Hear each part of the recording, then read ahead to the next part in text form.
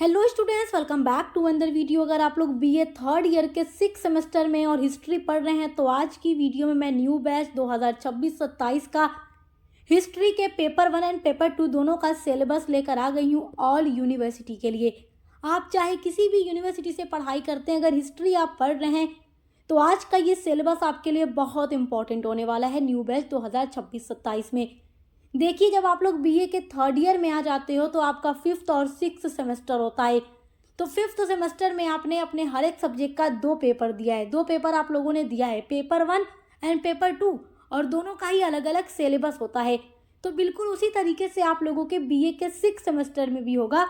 आपके हिस्ट्री में पेपर 1 भी होगा, पेपर 2 भी होगा, और हिस्ट्री के अलावा अदर भी कोई सब्जेक्ट पढ़ते हैं तो उसमें भी पेपर 1 होगा एंड पेपर 2 होगा। दोनों का अलग अलग सिलेबस होगा। तो चलिए आज हिस्ट्री के पेपर 1 एंड पेपर 2 दोनों का सिलेबस डिस्कस करते हैं।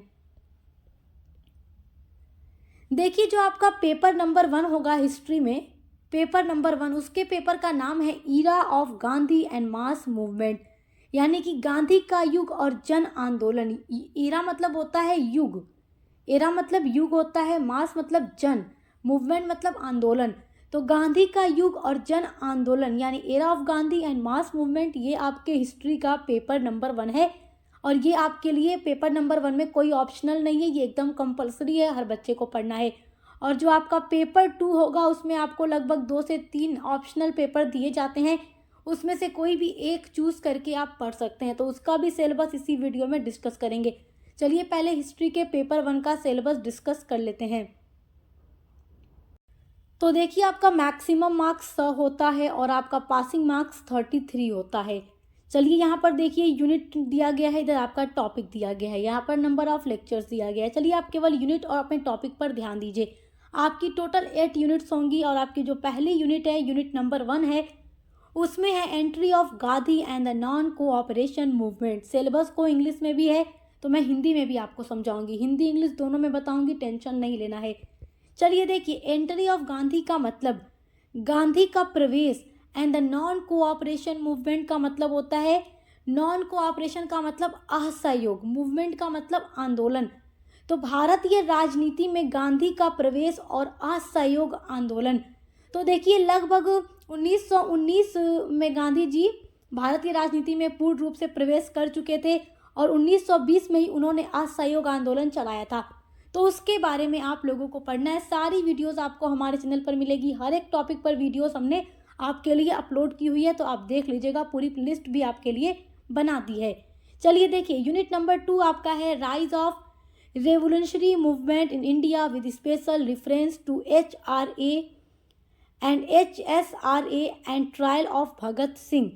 यानी आपको क्या पढ़ना है कि भारत में HRA के विशेष संदर्भ में भारत में जो क्रांतिकारी आंदोलन हुआ उसका उदय आपको पढ़ना है, और HSRA और भगत सिंह का मुकदमा आपको पढ़ना है। ट्रायल का मतलब मुकदमा होता है, तो भगत सिंह का जो मुकदमा है उसके बारे में, ये सारे टॉपिक आपको यूनिट नंबर 2 के अंदर पढ़ने हैं।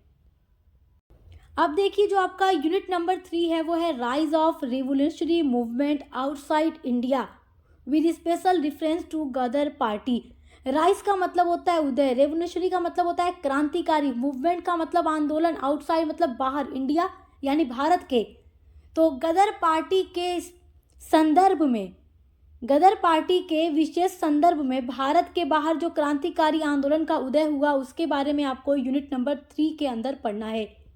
अब देखिए, यहाँ पर आपका यूनिट नंबर 4 है, यहाँ पर 5 लिखा हुआ है बट ये होगा आपका यूनिट नंबर 4। यूनिट नंबर 4 में आपको पढ़ना है साइमन कमीशन के बारे में, नेहरू रिपोर्ट के बारे में पढ़ना है, and the civil disobedience movement के बारे में पढ़ना है।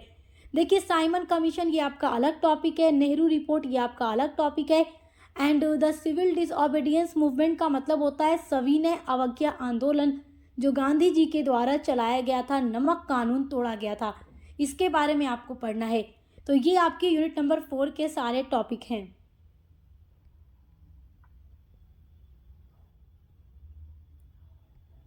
अब देखिए, जो आपका यूनिट नंबर 5 है ये 4 था, ठीक है। अब देखिए, यूनिट नंबर जो आपका 5 है वो है द क्वाइट इंडिया मूवमेंट, यानी भारत छोड़ो आंदोलन। जो 1942 में गांधी जी के नेतृत्व में चलाया गया भारत छोड़ो आंदोलन बहुत बड़ा जन आंदोलन था। तो इसके बारे में आपको पढ़ना है यूनिट नंबर 5 के अंदर। यूनिट नंबर 6 में आपको पढ़ना है कॉन्स्टिट्यूशनल क्रिसिस यानी क्रिप्स एंड कैबिनेट मिशन के बारे में आपको पढ़ना है। जो क्रिप्स मिशन भारत आया और जो कैबिनेट मिशन भारत आया। तो देखिए कॉन्स्टिट्यूशनल क्रिसिस का मतलब जो संवैधानिक संकट है उसके बारे में पढ़ना है। क्रिप्स मिशन आया था भारत में और उसके बाद कैबिनेट मिशन आया था। ये सारे टॉपिक आपको यूनिट नंबर 6 के अंदर पढ़ना है। अब देखिए आपकी यूनिट नंबर 7 क्या है, Subhas Chandra Bose and Indian National Army. तो यूनिट नंबर 7 में आपको सुभाष चंद्र बोस के बारे में पढ़ना होगा, सारी चीज़ें इनकी जीवनी भी पढ़नी होगी, इनके बारे में पढ़ना होगा। और जो इंडियन नेशनल आर्मी ये सारी चीज़ें आपको यूनिट नंबर 7 में सुभाष चंद्र बोस से रिलेटेड सारी चीज़ें यूनिट नंबर 7 में आपको पढ़नी है। इंडियन नेशनल आर्मी का मतलब भारतीय राष्ट्रीय सेना के बारे में आप लोगों को पढ़ना है। अब देखिए यूनिट नंबर 8 आपका क्या है, माउंटबेटन प्लान। माउंटबेटन प्लान के बारे में आप जानते हैं। देखिए 1947 में हमारा देश आज़ाद हुआ 15 अगस्त को। तो माउंटबेटन प्लान ये एक माउंटबेटन योजना बनाई गई थी कि भारत को अब 1947 में आज़ाद कर दिया जाएगा और भारत दो अलग अलग राष्ट्रों के रूप में आज़ाद होगा, भारत और पाकिस्तान। तो पार्टीशन के बारे में आपको पढ़ना है कि जो हिंदुस्तान और पाकिस्तान का बंटवारा हुआ। तो माउंटबेटन प्लान में ये सारी योजना थी, मतलब ये एक योजना पास किया गया था ब्रिटिश संसद के द्वारा कि 1947 में अब फाइनली भारत को आज़ाद कर दिया जाएगा और भारत 2 अलग अलग राष्ट्रों के रूप में आज़ाद होगा, भारत और पाकिस्तान। तो उसके बारे में आपको पढ़ना है, पार्टीशन के बारे में। एंड इंडिपेंडेंस के बारे में पढ़ना है। हम फाइनली 15 अगस्त 1947 को आज़ाद हो गए, तो उसके बारे में पढ़ना है। तो पाकिस्तान में 14 अगस्त को आज़ादी दिवस मनाया जाता है और हमारे भारत में हम 15 अगस्त को आज़ादी दिवस मनाते हैं। तो ये सारा टॉपिक आपको यूनिट नंबर 8 के अंदर पढ़ना है। तो ये था आपके हिस्ट्री का पेपर नंबर 1। चलिए अब आपका पेपर नंबर 2 का सिलेबस देखते हैं। तो चलिए अब देखते हैं BA 3rd ईयर के 6 सेमेस्टर में हिस्ट्री के पेपर नंबर 2 का सिलेबस। पेपर 2 में आपको 3 पेपर ऑप्शनल दिया गया है, यानी कि कोई भी एक आप चूज करके पढ़ सकते हैं। देखो एक दिया गया है history of modern world 1815 AD से लेकर 1945 AD तक, और जो दूसरा आपको दिया गया है वो है देखिए socio cultural and economic history of modern India 1700 AD से लेकर के आपको 1900 AD तक पढ़ना है, जो आपका दूसरा हिस्ट्री का ऑप्शनल पेपर है। और तीसरा पेपर आपका है history and it's professional utility. तो ये 3 पेपर आपको दिया गया है, कोई भी एक चूज करके आप पढ़ सकते हैं। तो देखिए अगर आप हिस्ट्री ऑफ मॉडर्न वर्ल्ड पढ़ेंगे तो आपके लिए काफ़ी इजी होगा, क्योंकि ये आप BA 4th सेमेस्टर में पढ़ चुके हैं और बहुत से बच्चों ने 5th सेमेस्टर में भी पढ़ा होगा हिस्ट्री ऑफ मॉडर्न वर्ल्ड को पेपर 2 के रूप में, क्योंकि वहाँ भी ये पेपर दिया गया था। तो अगर आप ये पेपर चूज करेंगे तो आपके लिए सब कुछ पढ़ा हुआ होगा, आपको टेंशन नहीं लेना होगा। तो चलिए सिलेबस देखते हैं।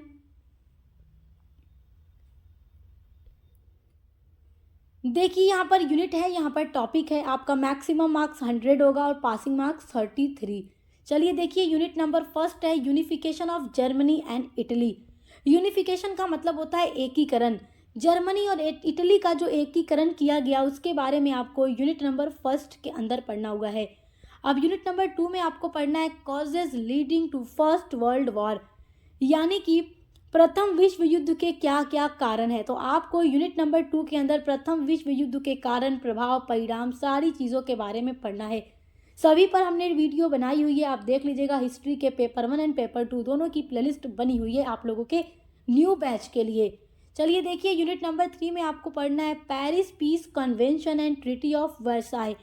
पेरिस पीस कन्वेंशन का मतलब कि जो पेरिस शांति सम्मेलन हुआ, पेरिस पीस कन्वेंशन, कन्वेंशन का मतलब सम्मेलन, तो जो पेरिस शांति सम्मेलन हुआ उसके बारे में यूनिट नंबर 3 में आपको पढ़ना है। एंड ट्रीटी, ट्रीटी का मतलब होता है संधि, जो संधि हुई ऑफ वर्साई। देखो प्रथम विश्व युद्ध के बाद विश्व में शांति बनाए रखने के लिए भी लीग ऑफ नेशन की स्थापना हुई, उसके बारे में तो यूनिट नंबर 4 में पढ़ना है। लेकिन उससे पहले देखो वर्साई की संधि 1919 में हुई थी, जिसके तहत प्रथम विश्व युद्ध पूरी तरीके से समाप्त हो गया था। ठीक है, ये बात आप याद रखिएगा। तो ये सब आपको यूनिट नंबर 3 में पढ़ना है। तो यूनिट नंबर 3 में आपको क्या क्या पढ़ना है, पेरिस पीस कन्वेंशन के बारे में और वर्साई की संधि के बारे में।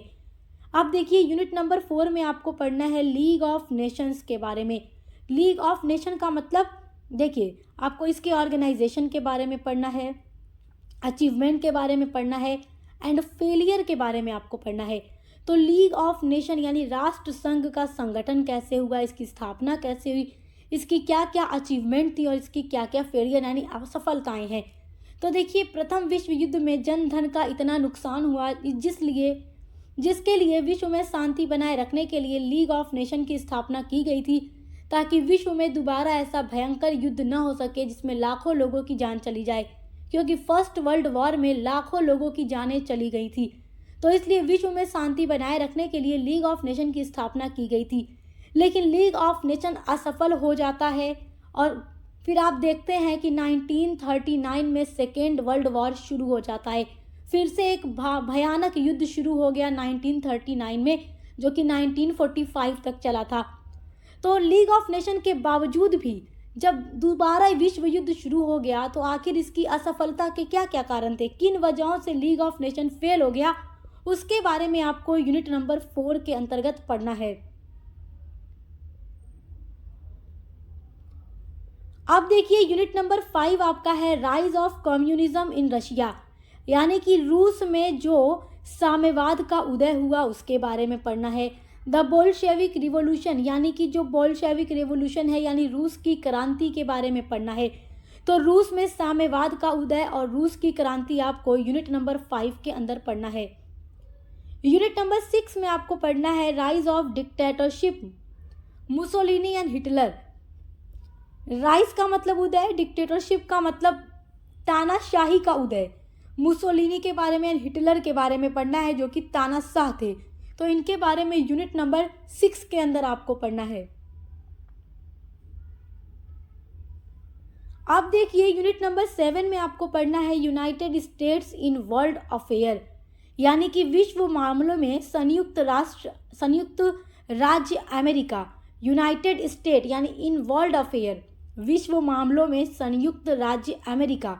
इकोनॉमिक डिप्रेशन यानी जो आर्थिक महामंदी हुई थी पूरे विश्व भर में, उसके बारे में पढ़ना है आपको। And new deal policy of FD Roosevelt, और एफडी रूजवेल्ट की जो नई डील नीति है उसके बारे में आपको यूनिट नंबर 7 के अंदर पढ़ना है। तो ये सारे टॉपिक आपके हो गए यूनिट नंबर 7 के।